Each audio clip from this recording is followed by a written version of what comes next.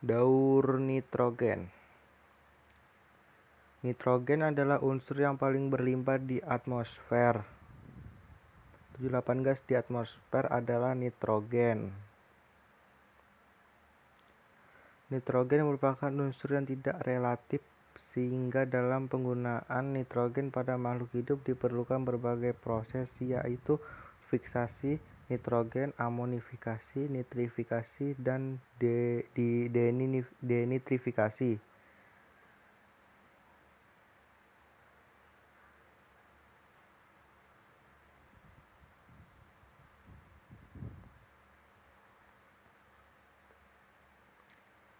Proses daur nitrogen.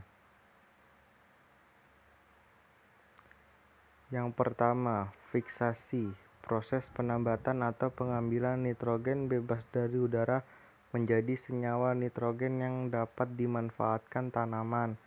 Proses fiksasi nitrogen dibantu oleh mikroorganisme seperti cyanobacter, azotobacter, rhizobium.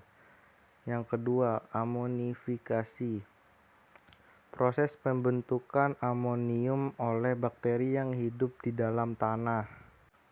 Yang ketiga, nitrifikasi. Proses pengubahan amonium menjadi nitrat oleh aktivitas enzim nitrogenase yang dimiliki oleh bakteri. Nitrifikasi. Proses nitrifikasi berlangsung melalui dua tahap, yaitu nitritasi dan nitratasi. Nitritasi adalah proses pengubahan amonium menjadi nitrit NO2 oleh bakteri. Nitrasi seperti nitrosomonas, sedangkan nitrasi adalah proses pengubahan nitrit menjadi nitrat NO3 oleh bakteri. Nitratasi seperti nitrobacter. 4. Asimilasi. Proses pemanfaatan nitrat dalam proses fotosintesis. Denitrifikasi.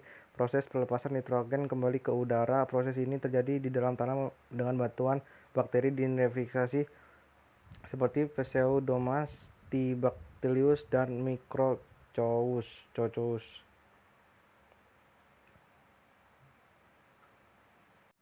Skema daur nitrogen. Nitrogen biasanya dilambangkan dengan M2, di mana nitrogen yang ada di atmosfer akan dipecah oleh batuan petir dan berikatan dengan oksigen membentuk senyawa NO2 dan NH2. Senyawa ini nanti akan turun bersama hujan dan masuk ke dalam tanah. Biasa nitrogen yang berada di udara dapat secara langsung diikat oleh bakteri. Salah satu bakterinya adalah bakteri Rhizobium dan Actobacter. Bakteri ini biasanya bersimbiosis dengan akar tanaman polong-polongan sehingga menyuburkan tanaman inangnya. Selain Rhizobium, terdapat kelompok bakteri tanah Protobacteria yang juga mampu mengikat nitrogen bebas dari udara. Proses ini yang biasanya disebut dengan fiksasi. Apa itu fiksasi? Ia proses pengikatan nitrogen yang ada di udara yang ada di dalam tanah juga sebenarnya bisa langsung diserap oleh tanah, tapi bisa juga mengalami amonifikasi. Apa itu amonifikasi?